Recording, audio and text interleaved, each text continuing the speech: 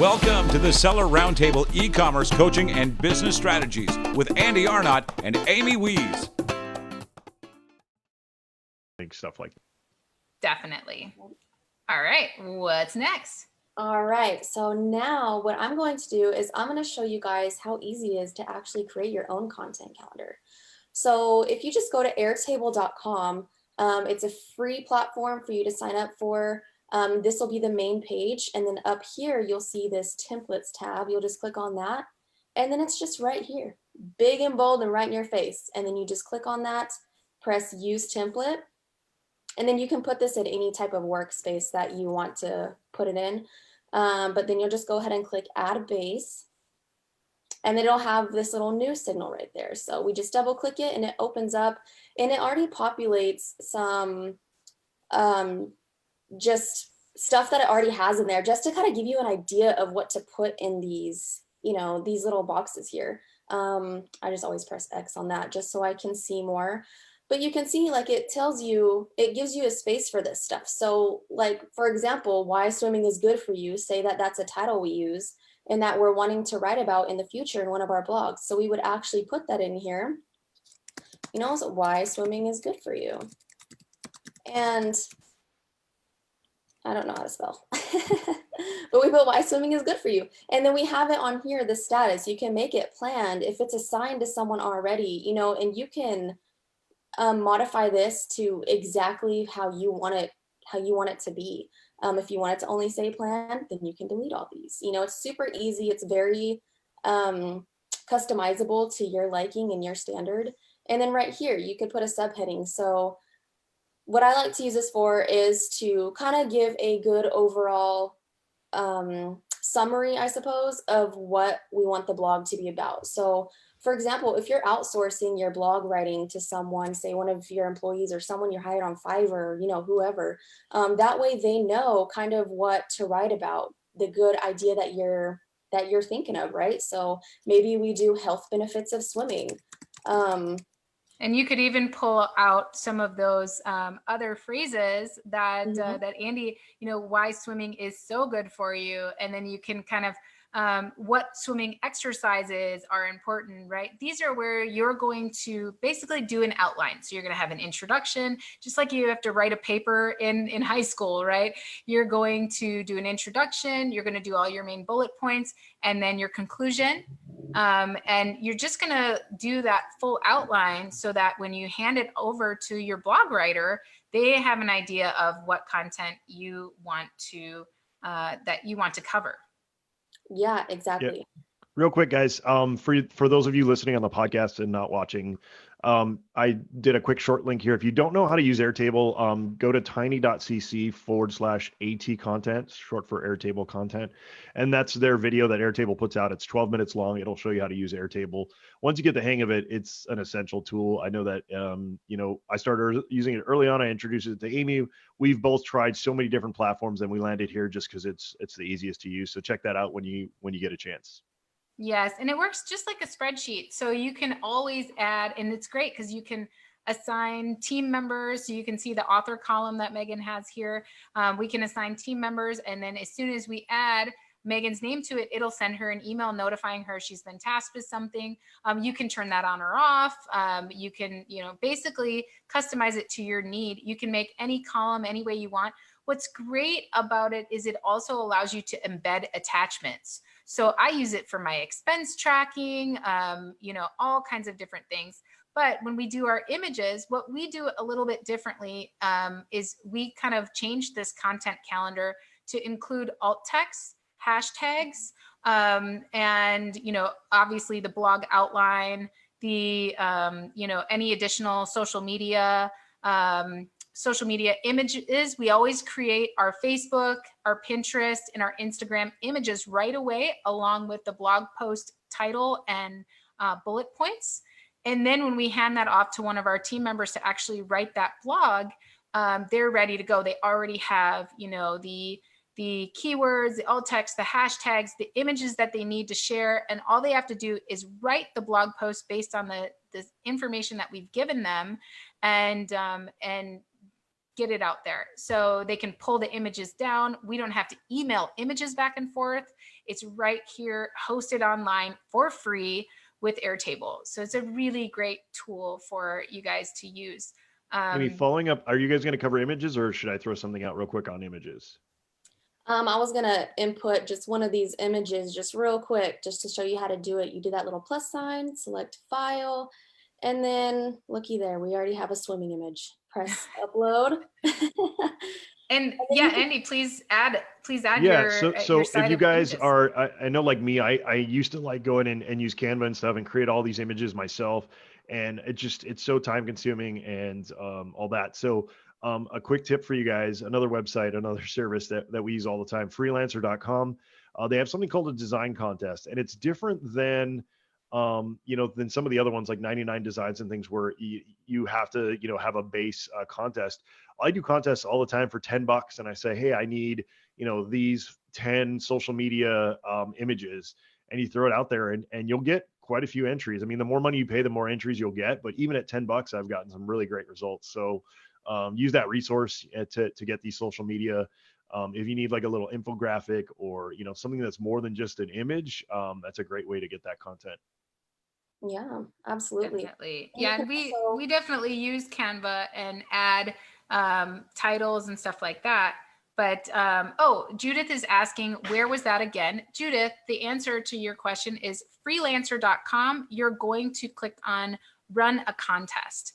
And so you're going to just offer a contest, and you can do it for as little as, geez, I've done them for 10, $15 before and gotten some pretty decent results. And then you'll get a bunch of bids, people creating images, stuff like that for you. And then you can grab the one that you want, and you just pay when you pick the one that you want. So it's a really great resource to get images created if you're wanting to outsource that. Yeah, absolutely. And a lot of the times too, whenever you're asking for an image, it could be the same exact image, just resized differently to fit all of your social platforms. So something to make it really easy is you can, let me move me. You can edit this to actually say Instagram or something. That way you know what this image is actually, and you hover over it and it shows, and you know exactly what this image is sized for. And I mean, you can name that anything you want. And the great thing, I thought that was a, yeah, that's a really cool kind of tooltip for Airtable. The great thing about Canva is it allows you to take an existing image. So it'll put it in the Facebook post format, and there's a resize option in Canva where you can just click resize, and it'll automatically, you can choose then Instagram, Pinterest, and sometimes you have to move a few words around, but you can essentially use the same image multiple times and resize it somewhat easily, right? And then as Andy mentioned, in your freelancer.com contest or on Fiverr or whoever you're hiring to do that, you can definitely have them also size it appropriately for all of the platforms that you use. yes, absolutely. And, like we said, I mean, it's totally customizable. You can add stuff on here, like you just press this little plus button and you can add hashtags. And you can make it a long text, you can make it an attachment or checkbox, whatever you want to do, just press save. And then you move it anywhere you want it to be. And so it's super customizable to fit exactly your style, exactly how you want it to look. You can also add tabs up here. So this already, like I said, comes preloaded. So a social schedule. So something to keep in mind to be able to put in place for, like maybe your topic is swimming, like your brand and all that good stuff, and there's a swimming holiday coming up, or some type of like the Olympics or something, and you want to make sure to remind yourself to post some type of image or some type of content on your platforms. And so you can schedule that out there. And then you can also have, again, if you hire out your services, you can have your freelancer timesheets, and they can input, the attachments to thing, how many hours, their rates, all that good stuff. So it's completely customizable. And say something I did for Amy, she has more than one business. And so what I like to do is I come up here to content, because I like these tabs up here. And I right click and I press duplicate table. And then you just press duplicate table. And what it does is it makes it a copy, and it doesn't copy over any of the text or anything like that. That way it's kind of like a fresh start. And then you could rename this anything like amazing at home. That way Right. And you could do it that, for all your different blogs. yeah, and that And way the thing, all this content is strictly for that business. and the thing that you want to do, you guys, is make sure that you are publishing content on a regular basis, because how you move up in Google's rankings and any search engine's rankings is by providing regular updated content. So you definitely want to be creating blog posts on a regular basis. You want to be, keeping your engagement high, so that way you're maintaining your rankings and constantly improving your rankings across Google. So I think we've covered pretty much everything on the social media content calendar. What do we have next? We have, back to you, Amy, tips on writing a blog. All right, guys. So we've covered a lot of this. We've covered kind of to talk about, how, I know writing, really, people hate to write, so if you're not a writer, you should definitely hire it out. Good news for you is Amazing at Home does do blog post writing for you. So you just go to our website and fill out our little form, and we will have your blog off to you. But you really want to focus on interesting content, and you want to just kind of make sure the flow of information is good. Make sure you have that introduction, maybe 3 main points and a conclusion, something to keep people interested. Put some imagery in the middle, some images in the middle of your blog, and each of those images should have what's called alt text. And what alt text is on any website, any web post, it's in your media library. It'll have a little alt text field. And what that alt text does is it allows that image to be found in a Google search or in any search engine search, right? So if they're searching for why swimming is good for you, they'll see your image. If your SEO is written well, right, they'll see your image, and clicking that image will lead them back to your website. So you want to include some images because alt text is very powerful, and you want to use SEO content in that alt text. And then you also want to make sure that you're using tags in your blog posts. So your tags should also be very relevant and should use your SEO research. So, when you are exporting that table from Answer the Public or from Ubersuggest, you want to make sure that you're tagging your post with what is relevant, because that is, again, how you are found in search along with your alt text for your images. You want to focus on quality and not quantity, right? In fact, after 2,000 words, it actually starts to have negative impact. So you should really focus on 1,000 to 1,500 words, and just make it a very nice flow, and make sure you kind of read over it and that it makes sense. You've got good images to kind of break up the text, and definitely reference other articles, experts, and the ways that you've learned. Give credit where credit is due. Add backlinks. You can add backlinks to other sites, so that kind of helps get more traffic back to your site as well, if you're giving credit to that. Yeah. So Amy, one other real quick thing to mention too is if you can go find a YouTube video, even if it's not your own YouTube video that relates, fairly closely to the content, add it to the end because Google also sees that as a powerful signal that you've got some, relevant content there. Definitely. And then Yoast is a plugin for WordPress. And what Yoast does is it allows you to automatically make searchable pins on Pinterest. And it also helps you write SEO friendly blog posts. So you can finish writing your blog post, and Yoast, this plugin, will show you how easy it is to read, how relevant it is for your focus keyword. It's kind of like listing lightning for blog posts. So it's really good, a really good free plugin to use. And there's also a premium version of it. Grammarly is a great way. Grammarly is a website. And what it does is it helps you make sure that your grammar's on point, right? It'll look for plagiarism. It'll help you with your grammar. And it's kind of like checking your grammar in Microsoft Word, but it has a much more powerful online engine to do that. So throw it in there and it will really help you with that. The other thing, every time I create a video, I introduce you guys to otter.ai the other day, where it takes your videos or your meetings, your meeting notes, stuff like that, and it will translate it and transcribe it into just regular text, readable text.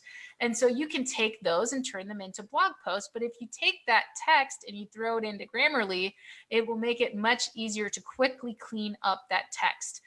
Because when we talk, we say things like so and like and and those kind of things will also be transcribed into any kind of voice transcription.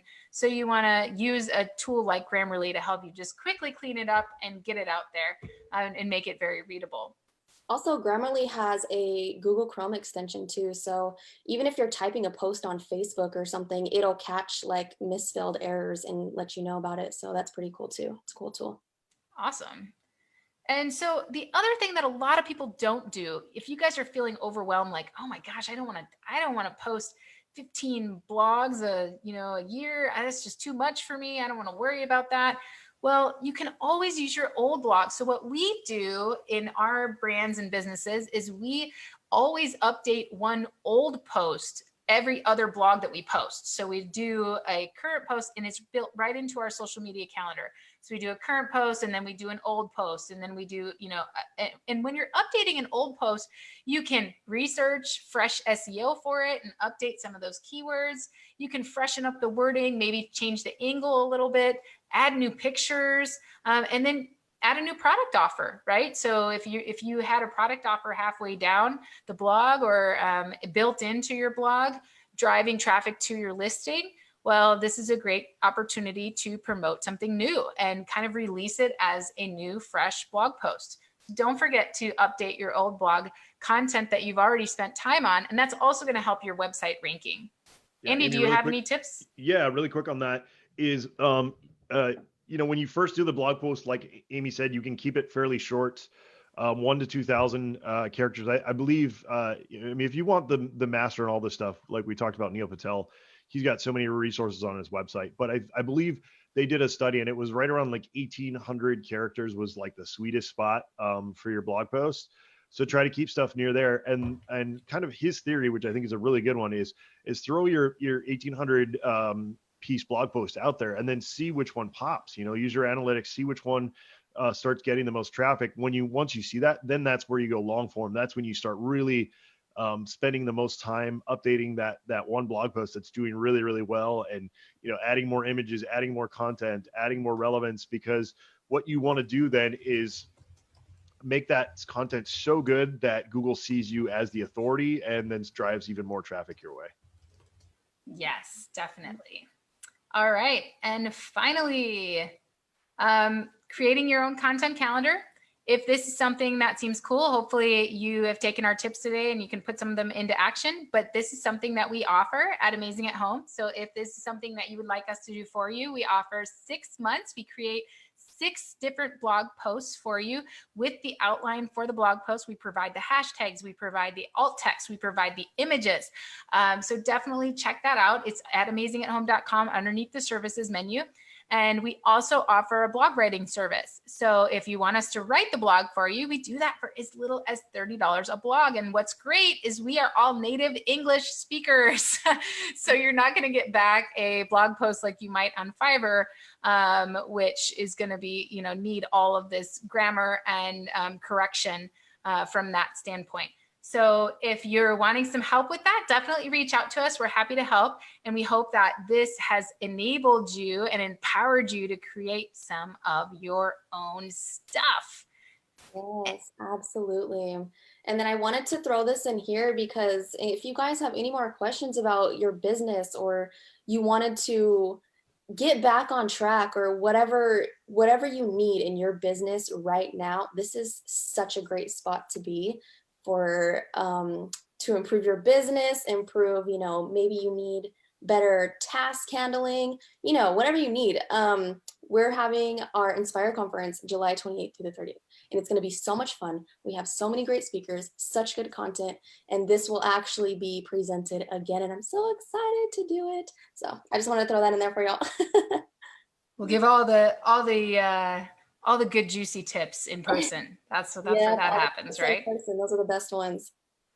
All right. Well, we can end our live session here. Thank you everyone for tuning in. And then we are going to do what we do every week on Seller Roundtable, which is hang out with the people who showed up live and answer their questions for free. So we will see you guys next time. If you ever want to join us live, you simply go to sellerseo.com/SRT. And thank you guys so much for listening and for rating us and reviewing us. We absolutely love giving you guys great content and being here with you every week. And we look forward to next week. Take care, guys. Bye. Thanks for tuning in. Join us every Tuesday at 1 p.m. Pacific Standard Time for live Q&A and bonus content after the recording at sellerroundtable.com. Sponsored by the ultimate software tool for Amazon sales and growth, sellerseo.com and amazingathome.com.